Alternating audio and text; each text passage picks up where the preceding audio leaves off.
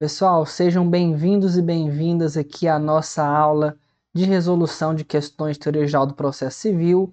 Agora nós vamos analisar a parte de questões que caíram em bancas de concurso. Então, selecionei aqui questões de concurso de diversas bancas que foram aplicadas em todos os lugares do país e a gente vai resolver aquelas que versaram sobre a parte geral do Código de Processo Civil, princípios do processo civil, dentre outras questões.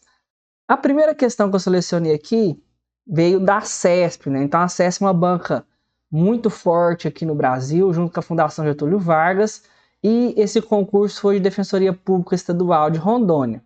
A questão diz o seguinte: no que diz respeito ao direito processual civil brasileiro, assinale a opção correta. A Constituição Federal de 1988 não assegura a atuação jurisdicional nas hipóteses de ameaça a direitos. Essa alternativa aqui é uma alternativa falsa. Por quê? Porque a Constituição ela tem o princípio da inafastabilidade jurisdicional. Significa que o Poder Judiciário não pode deixar de julgar os casos de violação a direitos e também de ameaça a direitos.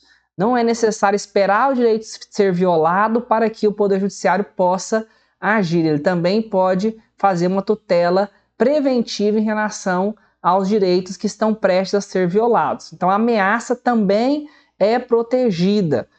Não faz sentido essa alternativa A por conta desse final. Letra B. Conexão determina a reunião de processos, mesmo que um deles já tenha sido julgado.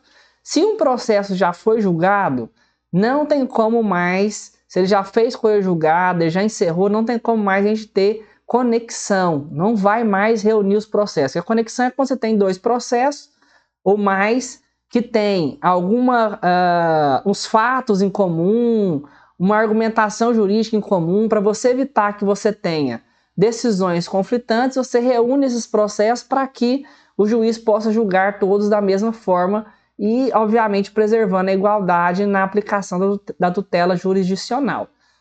A letra B, então, está correta até a vírgula e depois ela fica errada.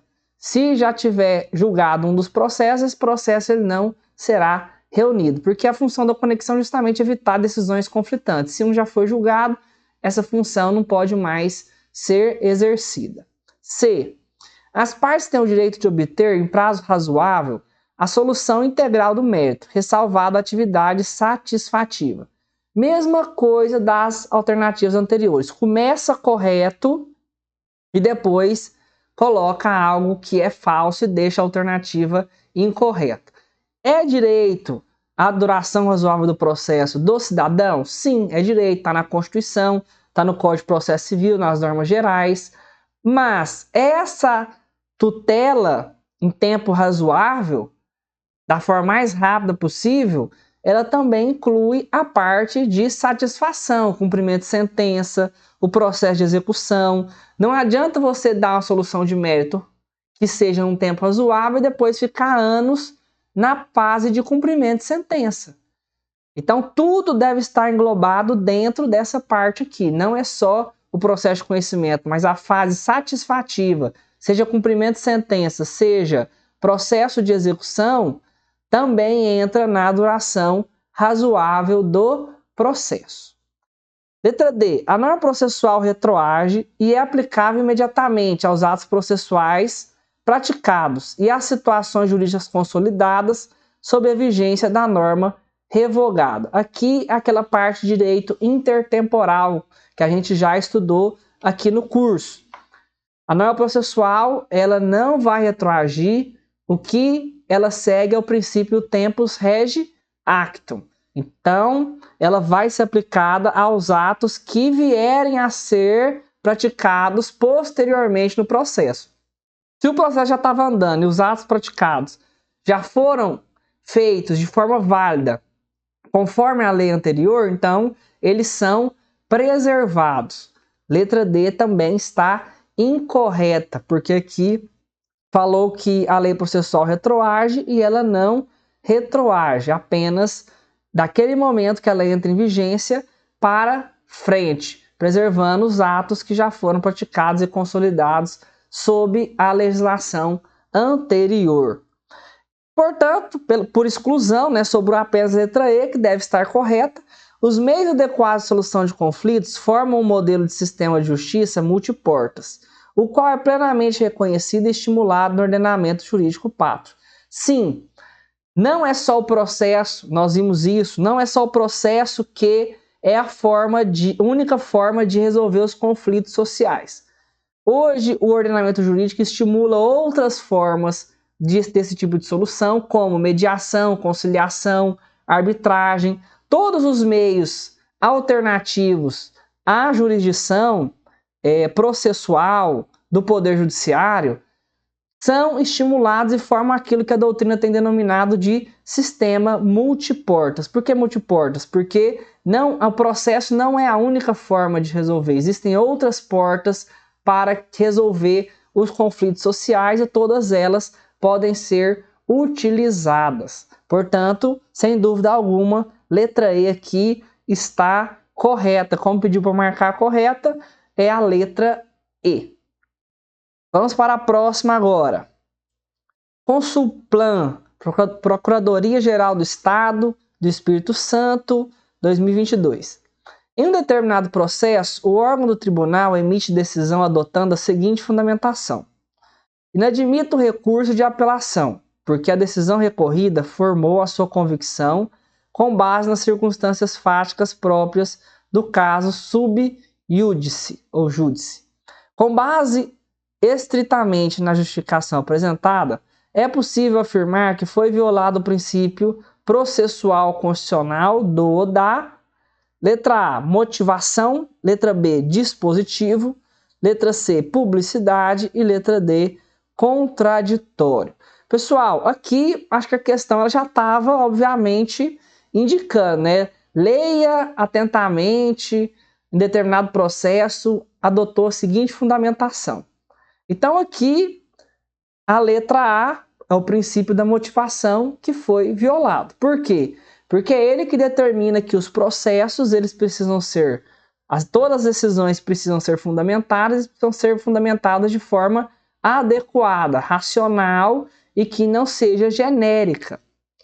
Essa decisão aqui é uma decisão genérica que pode ser utilizada em qualquer outro processo, seja para deferir ou para indeferir ou admitir e inadmitir um recurso. A decisão genérica, ela é uma decisão nula porque ela falta fundamentação, porque ela violou o princípio constitucional da motivação. O princípio dispositivo, né, é a possibilidade da pessoa ou não acionar o Poder Judiciário.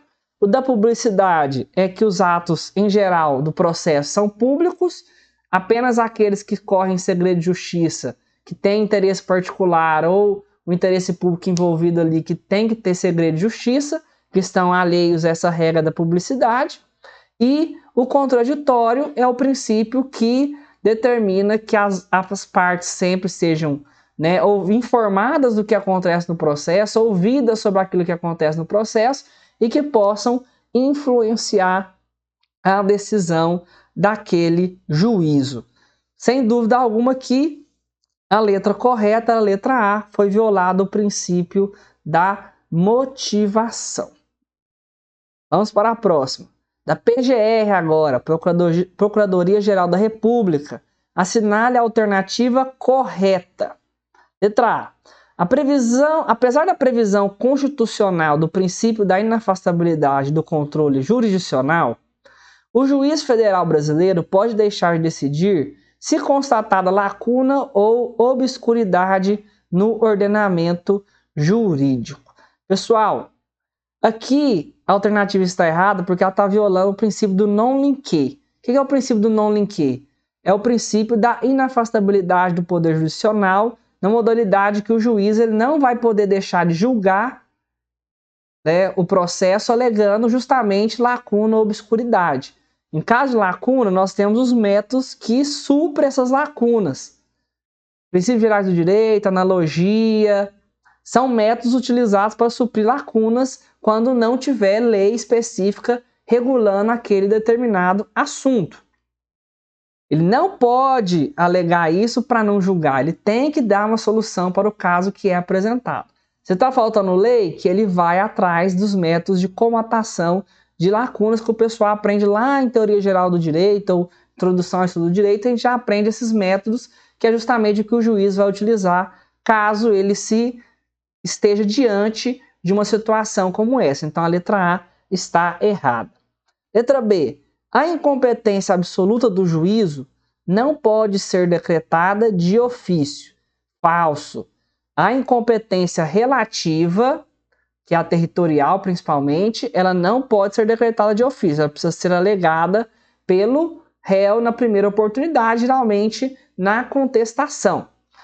A incompetência absoluta, por sua vez, ela pode ser decretada de ofício. Então, em razão da pessoa, da matéria, são competências absolutas que, se você protocola uma matéria que é de família na vara civil, o juiz de ofício ele pode se reconhecer incompetente e mandar o processo para a vara de família e vice-versa. Letra B, portanto, incorreta, não é a que a gente vai marcar aqui. Letra C. O princípio do contraditório pode ser definido pelo binômio informação adequada, possibilidade de reação. Pessoal, eu coloquei essa questão aqui nas resoluções porque caiu em um dos concursos mais difíceis do país, considerado, que é Procurador-Geral da República. E quando eu fui pegar essa questão aqui e fui resolver, eu fiquei muito na dúvida. Por quê? Porque essa letra C, ela fala que o contraditório é baseado num binômio, que é informação-reação, o que está parcialmente correto para os termos contemporâneos. Pós-Constituição de 88 e principalmente pós-Código de Processo Civil de 2015, o contraditório ele é baseado num trinômio, que é informação, reação e influência, que é o contraditório substancial. Aqui ele está conceituando o contraditório formal, porque se você é informado, faz a petição para o juiz, mas ele não leva em consideração aquilo que você falou, não estou dizendo que ele tem que dar, julgar procedente ou improcedente, não, ele tem que levar em consideração, a gente já viu isso na aula, então não adianta ter contraditório, é mesmo uma mera formalidade, ele precisa ser substancial. Mas aqui, o gabarito saiu com a letra C correta, eu fui perceber isso, porque quando chegou na letra D, eu fui por exclusão. Então quando a gente fica nessa dúvida, a gente tem que tentar excluir e ir por aquela que a gente acha que é a mais correta. E a letra D, ela estava muito errada, porque nas ações em que intervém porque é interesse de incapaz, o Ministério Público Federal sempre tem a qualidade de parte. Não, ele vai ter a qualidade, a maioria das vezes que ele intervém por conta de incapaz, é como fiscal da lei. Então, a letra D estava muito errada, a B muito errada, a também. Então, só sobrou o quê? A C, apesar de ela estar parcialmente correta. Eu acho que a banca ela não era uma alternativa boa de se colocar apenas esse binômio aqui, que já está basicamente superado. Toda doutrina que você for ler, pós-Código Civil 2015, pós-CPC 2015 e também anterior, mas uma doutrina melhor, mais aprofundada, você vai ver que não é um binômio, é um trinômio, porque também tem que ter a influência. Mas como as outras estavam muito erradas, a gente vai por exclusão, tem que marcar C mesmo, que foi o que saiu no gabarito dessa questão. Então fica atento com essa dica aí, porque serve para resolver vários exercícios quando a gente está na dúvida. A gente vai por exclusão, vai excluindo aquelas que a gente tem certeza que estão erradas para marcar aquela que, mesmo que a gente tenha uma dúvida ali, a gente vai naquela que é mais provável. Nesse caso aqui é a letra C, porque depois não adianta brigar com a banca, porque não significa que vai anular. Na minha opinião, é uma questão que deveria ter sido anulada, mas não foi. Agora, FCC do TRT, quarta região, também de 2022. De acordo com o que dispõe o Código de Processo Civil, letra A, o juiz não pode decidir, em grau algum de jurisdição, com base em fundamento a respeito do qual não se tenha dado às partes oportunidade de se manifestar.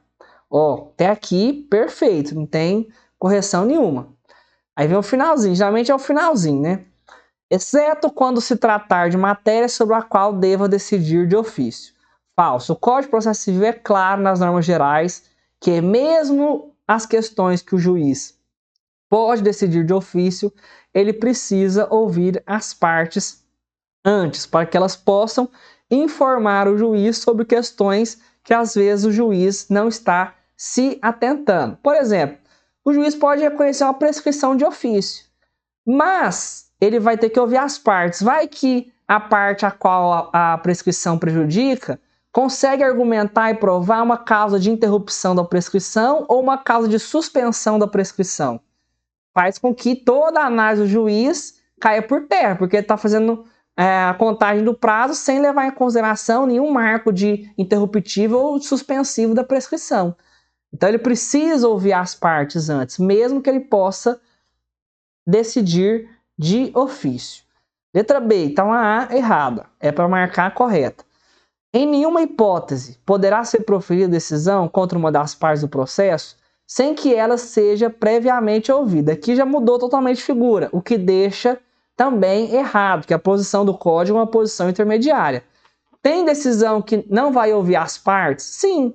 Se você entra com a petição inicial e pede uma tutela antecipada em caráter liminar, que a gente coloca inaudita altera partes, ou seja, sem ouvir outra parte, o juiz pode conceder essa liminar sem ouvir o réu. É uma exceção a essa necessidade de ouvir as partes antes de decidir? Sim, por conta do caráter de urgência que a tutela antecipada possui. Então a letra B está errada também, porque está falando que nenhuma hipótese. Então a gente tem que tomar cuidado com as questões sempre, em nenhum caso, porque são geralmente alternativas que levam a algum grau de incorreção, porque sempre tem uma exceçãozinha que vai permitir. Então a regra é que tem que ouvir as partes, mas tem exceções que pode decidir sem ouvir? Pode, aí vai ouvir a parte após a decisão. O contraditório tem que ser feito. Se ele não é feito antes da decisão, obrigatoriamente ele tem que ser feito posteriormente àquela decisão. Letra C. Na ausência de normas que regulem processos eleitorais, trabalhistas ou administrativos, as disposições deste Código lhes serão aplicadas supletiva e subsidiariamente.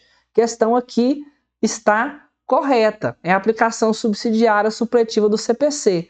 Quando você tem outras regulamentações que tem alguma lacuna, não tem algo específico para determinado caso processual, seja trabalhista, administrativo, o que vai acontecer? Você pode se socorrer do Código de Processo Civil, que é algo que sempre aconteceu, não é uma novidade do Código de 2015. O Código de Processo Civil ele sempre foi considerado um macrosistema do processo, em que os demais ramos processuais acabam se socorrendo dele por conta da sua regulamentação mais completa, de ser um código mais completo, então ele prevê situações que as outras regulamentações processuais não prevêem, mas que tem previsão também específica que praticamente foi copiado do Código de Processo Civil. Letra C está correta, a gente marca ela. Mas vamos ver as demais para a gente achar o erro aqui. A gente vai resolvendo sempre alternativa por alternativa, porque a resolução disso aqui, os concursos eles repetem muito. Então a resolução de uma alternativa pode ajudar a resolver uma questão diferente. Os juízes e os tribunais atenderão obrigatoriamente a ordem cronológica de conclusão para proferir sentença ou acordo. Aqui já começou errando, porque a ordem ela é preferencial. Inclusive eu tenho uma crítica a essa mudança, que foi uma mudança feita após a publicação da primeira versão do CPC e antes dele entrar em vigor, que foi aquele 1 ano de vacatio legis, eles alteraram. Então, antes de entrar em vigor, era obrigatoriamente. Aí teve uma lei que veio antes da entrada em vigor do CPC que alterou para preferencialmente. Então, ficou errada essa alternativa D. Letra E. A norma processual não retroagirá, correto? Salvo para beneficiar o réu. Será aplicável imediatamente aos processos em curso, respeitados, quando possível, os atos processuais praticados e as situações jurídicas consolidadas sob a vigência da norma revogada. Pessoal, se isso aqui fosse dentro do direito penal, por exemplo, estaria correto. Mas para o processo civil e também para o processo penal, ela está incorreta. Tá? A norma processual penal ela até pode retroagir se ela for mista.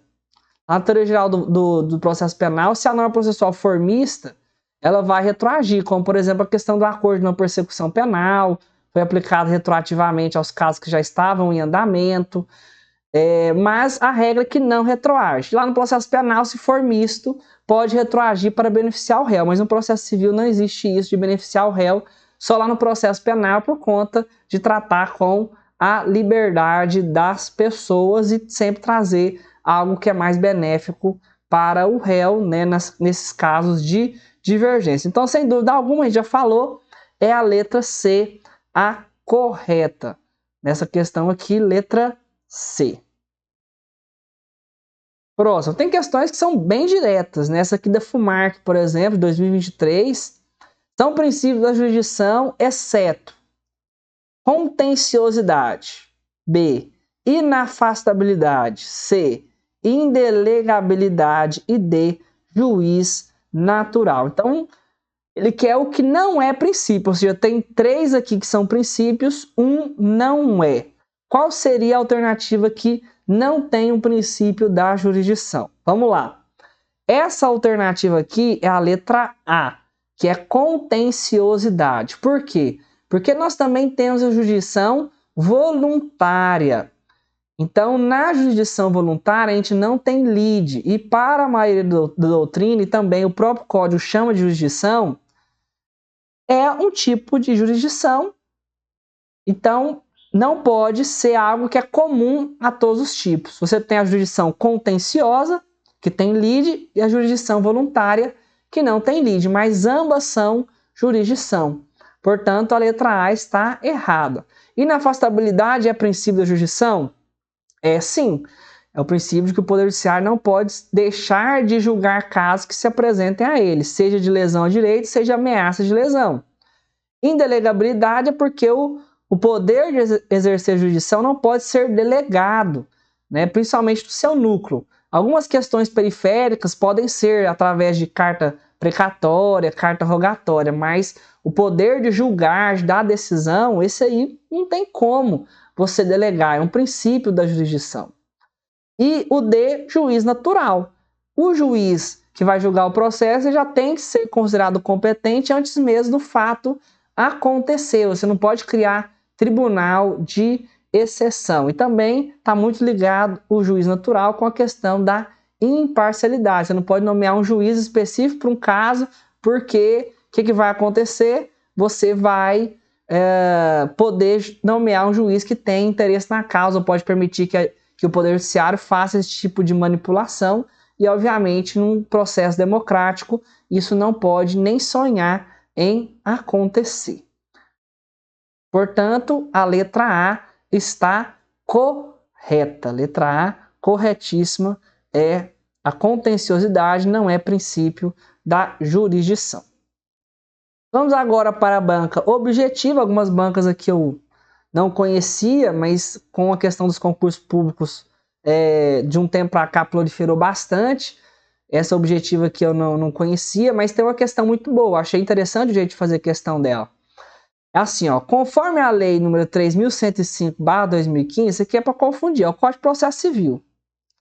Mas ninguém às vezes não vai decorar o número, né? Então o pessoal já joga ali para querer dar uma confundida, mas essa lei é o Código de Processo Civil de 2015. Sobre a função jurisdicional, analisar a sentença abaixo.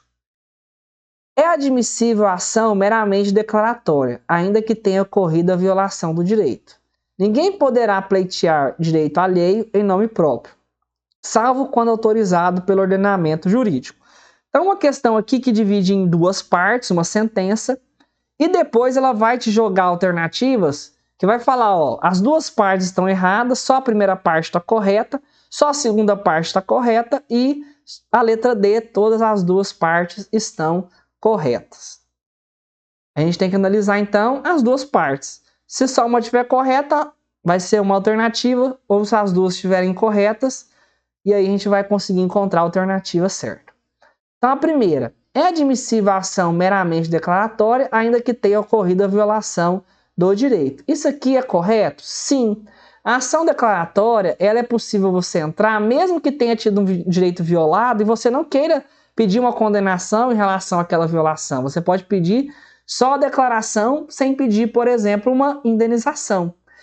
as ações declaratórias elas são admitidas no ordenamento jurídico brasileiro, desde que tenha lide. Você não precisa obter um resultado de condenação ou constitutivo ou executivo mandamental, não. Você pode também ter apenas aquele que é declaratório. Então, tá correta essa primeira parte. Segunda parte. Ninguém poderá pleitear direito alheio em nome próprio, salvo quando autorizado pelo ordenamento jurídico. Correto também? Sim. Tá? A regra é o que? Legitimidade. Você pleiteia os seus próprios direitos. Mas a lei pode autorizar que você pleiteie o direito em nome de uma outra pessoa. O legitimado extraordinário que chama. Se a lei permitir, vai ser possível entrar. Portanto, as duas estão corretas. Letra D. Vamos ver aqui. Correta, letra D. Porque as duas partes estão certas. Vamos agora aqui para a nossa última questão desse bloco. Instituto Access. A jurisdição engloba a área territorial sobre a qual o Estado a detém, para aplicar o direito a um determinado caso, por meio dos juízes e tribunais. É uma característica da jurisdição A. Então aqui tem 5 características e está pedindo para marcar aquela que é da jurisdição. Então vamos lá. Voluntariedade. Pessoal, é uma característica da jurisdição? Apenas da jurisdição voluntária, tá bom? Então, essa aqui está errada. Delegabilidade. Não, a gente viu que é justamente o contrário. O princípio da jurisdição é a indelegabilidade. Você não pode delegar os atos do poder jurisdicional, salvo aqueles periféricos, para outro juízo que também tenha poderes jurisdicionais. C. Irrecorribilidade. Acho que essa aqui ninguém teria dúvida, porque nosso sistema processual ele é recheado de recursos. Então nós temos recursos para decisões interlocutórias, para sentença, para o Supremo Tribunal Federal, para o Superior Tribunal de Justiça, o embargo de declaração que serve para qualquer decisão. Então, essa aqui está muito errada. Letra D. Transitoriedade. Aqui eles colocaram um negócio, né, para aumentar uma alternativa apenas. O que seria algo transitório? Obviamente, jurisdição não é, muito pelo contrário. A formação da coisa julgada tem a intenção justamente de deixar a decisão definitiva. Você tem lá mais 2 anos do prazo da ação rescisória, mas depois dos 2 anos da ação rescisória, só raríssimas exceções que permite a anulação de um processo. Sobrou, portanto, a letra E. Imperatividade. É um princípio da jurisdição? Sim, porque a jurisdição ela é obrigatória. Não é facultada às partes gostar e querer cumprir a decisão do poder jurisdicional. Não. Dada uma decisão, a parte é obrigada a cumprir. Pode ser que você tenha um recurso com efeito suspensivo que vai postergar o cumprimento dessa decisão, mas ela é imperativa, ela é obrigatória. Transitou em julgado, não cabe mais recurso. Quem foi condenado não cumpriu a decisão, a gente vai dar início aos meios de satisfação daquela decisão, que é o cumprimento de sentença. Portanto, a imperatividade é sim um princípio da jurisdição. Beleza? Vamos encerrar aqui o nosso primeiro bloco e a gente continua com essas resoluções de questões de concurso. Abraço a todos e até a próxima.